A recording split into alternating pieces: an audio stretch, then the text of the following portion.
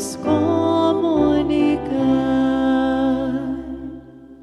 O Senhor esteja convosco. Ele está no meio de nós. Proclamação do Evangelho de Jesus Cristo segundo João. Glória a vós, Senhor. Naquele tempo, Jesus andava percorrendo a Galiléia. Evitava andar pela Judéia, porque os judeus procuravam matá-lo. Entretanto, aproximava-se a festa judaica das tendas. Quando seus irmãos já tinham subido, então também ele subiu para a festa, não publicamente, mas sim como que às escondidas. Alguns habitantes de Jerusalém disseram então: não é este a quem procuram matar? Eis que fala em público e nada lhe dizem. Será que, na verdade, as autoridades reconheceram que ele é o Messias? Mas este nós sabemos de onde é. O Cristo, quando vier, ninguém saberá de onde ele é. Em alta voz, Jesus ensinava no templo, dizendo: vós me conheceis e sabeis de onde sou. Eu não vim por mim mesmo, mas o que me enviou é fidedigno. A esse não o conheceis, mas eu o conheço, porque venho da parte dele, e ele foi quem me enviou. Então queriam prendê-lo, mas ninguém pôs a mão nele, porque ainda não tinha chegado a sua hora. Palavra da salvação. Glória a vós, Senhor. Caríssimos irmãos e irmãs, se tem uma coisa que o evangelista São João não nos deixa dúvida, é de que a morte na cruz de Cristo, ela não foi acidental, não foi um acidente de percurso, não. Ele não estava pregando lá e deu errado alguma coisa e, de repente, eles vão ter que prendê-lo, matá-lo, como se Cristo não tivesse escolha. Não, ele teve escolha.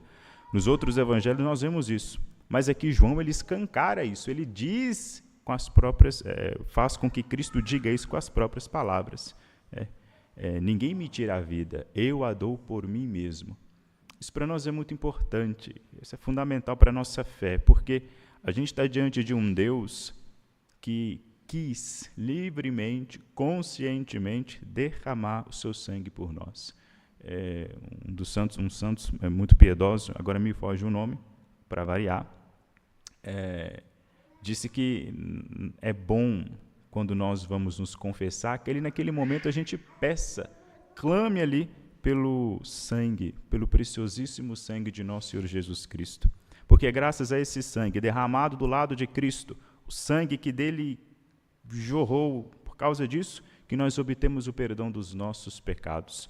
Por causa do sacrifício dele, que a nossa culpa foi apagada, por causa dele, daquela morte, daquele lado que foi aberto, por causa daquilo ali, nós podemos entrar no céu. Nós, por meio da cruz de Cristo, e sobretudo por sabermos que essa morte ela foi consciente, ela foi desejada, ela foi querida, isso aí deve encher o nosso coração de esperança, de gratidão, de desejo de retribuição para com isso. Nós somos sim muito ingratos, porque nós, diante de um Deus que dá a sua própria vida, nós recusarmos a responder a isso, a dar a Ele o mínimo daquilo que Ele nos pede. Nosso Senhor nos pede tão pouco. Ele que fez muito, Ele nos pede muito pouco. Repito, a mesma coisa que eu disse ontem. O que é que nós precisamos fazer? É algo simples. A gente precisa, isso não é questão de opção, a gente precisa cumprir os 10 mandamentos. É difícil cumprir os 10 mandamentos? É uma coisa absurda? É uma exigência grande? Aquilo que está lá no Decálogo? Amar a Deus sobre todas as coisas, não tomar seu santo nome em vão, guardar o dia do Senhor, honrar pai e mãe, não cometer homicídio, guardar a castidade, não furtar, não levantar falso testemunho, não desejar a mulher nem as coisas do próximo. É difícil cumprir isso? É engraçado fazer essa pergunta, né? Porque hoje em dia o povo não sabe nem quais são os 10 mandamentos mais, quanto mais cumpri-los. É uma coisa grave. E a gente leva isso na brincadeira. O brasileiro é engraçado, brinca com aquilo que não deveria brincar e leva a sério aquilo que não deveria ser levado a sério. E vivendo assim, a gente vai acompanhando, não é? A gente vai levando, igual a vaca, né, caminhando para o brejo. Ela vai chegar num ponto que ela vai ficar atolada ali, ela vai morrer de inanição. Ela não vai conseguir sair dali, não vai conseguir comer, não vai conseguir beber. Ali ela morre. Mas para não seguirmos essa marcha, basta que nós nos atentemos à palavra de Cristo. A mensagem que Ele nos veio trazer. A gente escuta o Evangelho e aprende do Evangelho a própria pessoa de Cristo. O que o Evangelho nos ensina? Nos ensina sobre Cristo. E por que eu tenho que aprender sobre Cristo? Porque se eu não conheço o nosso Senhor, se eu não sei quem Ele é, de onde Ele veio, o que Ele fez, eu não vou me relacionar com Ele. Eu não vou entender aquilo que Ele me pede, eu não vou cumprir aquilo que Ele me pede. Mas se eu conheço, eu me relaciono com Ele. Eu posso amá-lo. O primeiro passo para o amor é o conhecimento. Ninguém ama aquele que não conhece. Namoro, inclusive, antes de se casar, você tem um namoro. Por quê? Porque os dois ali, os namorados ali, se conheçam, para que, de fato, o amor seja verdadeiro. Para que a paixão, né, porque uma hora a paixão acaba, viu, gente? Para que quando a paixão morrer, acabar, esfriar, o amor ele sobreviva. Sobreviva, assim, alicerçado sobre o conhecimento que ambos têm um do outro. E o que nosso Senhor vem dizer aqui no Evangelho é justamente isso. O povo acha que conhece a Cristo, numa visão muito superficial, numa visão aparente. Nós somos muito superficiais nas nossas análises que fazemos dos outros, nas análises que fazemos de tudo, né? A gente só lida com aparência, a gente não aprofunda. Aqui eles estão dizendo, nós sabemos de onde ele é. De fato, Jesus é de Nazaré, filho do carpinteiro, mas Jesus ele acrescenta, aquele que me enviou, Deus, vós não o conheceis. Já acaba aqui com o povo judeu, né? Sobretudo com as lideranças judaicas. Vocês não conhecem a Deus. Eu conheço, porque eu estive junto dele. Aqui a gente entra no grande mistério da encarnação, em que apesar, sim, de Cristo ter habitado o seio da Santíssima Virgem Maria, ter nascido lá em Nazaré, ele é Deus. E Deus, desde diante de todos os tempos, eternamente, ele é o protótipo que Deus usou para nos criar. Quando Deus nos fez, ele tinha em mente já a imagem do Cristo encarnado. Não sou eu que estou dizendo, 2 grandes santos da igreja dizem isso. Um grande santo, o outro não é santo, que é Santo Irineu de Leão e Tertuliano. Cristo ele já existia antes de todos os tempos. Eles estão dizendo, o Messias, ninguém sabe de onde ele veio. Exato, ninguém sabe de onde veio Cristo realmente, porque Cristo, Salvador, Deus encarnado, ele veio da eternidade, ele veio de fora do tempo e no tempo ele adentra. Ele era elevado acima das nuvens, vivia nas alturas, o lugar de onde nós nunca tivemos acesso. Mas engraçado, agora a gente passa a ter acesso a essa realidade sobrenatural. A gente passa a conhecer um pouco do mistério que existia lá no interior de Deus, porque o próprio Cristo veio nos dar a conhecer.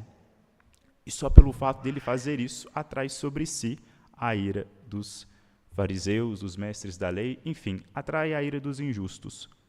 Os injustos, diante do Cristo, eles vão se rebelar, porque parece que é próprio deles. Parece que é próprio de quem tem uma visão superficial se escandalizar com as coisas profundas, porque a superfície é muito mais confortável. Ficar na superfície, lidar só com a aparência, dá muito menos trabalho. Se uma pessoa se apresenta a mim como sendo boa, ela pode ser uma psicopata, mas se ela apresenta para mim como sendo boa, eu prefiro ficar com essa imagem boazinha dela, porque se eu descobrir que ela é uma pessoa psicopata, eu vou começar a ter problema. Eu vou ter que fugir dela, eu vou ter que correr dela, não vou poder ficar tranquilo diante dela. E o que nós desejamos? Nós desejamos a tranquilidade, né? Então, diante uma pessoa que gosta e está satisfeita com uma vida por aparência, sem profundidade nenhuma, ela vai ficar irada diante do Cristo, porque Cristo não vai admitir superficialidade. Cristo vai querer nos convidar à radicalidade. Se você quer me seguir, você renuncia a si mesmo. Ninguém pode seguir a mim trazendo a si próprio. Ninguém pode querer ser meu discípulo querendo ao mesmo tempo fazer sua própria vontade. Você quer ser meu discípulo? Renuncie às suas próprias vontades e faça a minha. Mas por que eu tenho que fazer a sua vontade e não a minha? Porque eu sou Deus, Cristo é Deus. Ele sabe de mim melhor do que eu mesmo. Como nós ouvimos aqui mesmo na primeira leitura, eles olham para o ímpio. É toda uma descrição aqui do justo. O justo, evidentemente, aqui é Cristo. E eles vão dizer que diante dele nós somos como moedas falsas. O ímpio olha para o justo assim. É como se o justo, só por existir, joga na cara do ímpio, do injusto, que ele não presta, que ele não tem valor, que ele não tem valor algum, que ele é falso. Cristo faz isso conosco. Cristo ele joga na nossa cara o tempo todo que nós somos homens fajutos, porque o verdadeiro homem é só ele, não nós. Ele joga na nossa cara que nós não sabemos nada a respeito de bondade, nada a respeito de justiça, nada a respeito de nada, somos ignorantes. Ele é sábio. Diante do Cristo a gente se torna pó. Antes do Cristo encarnado.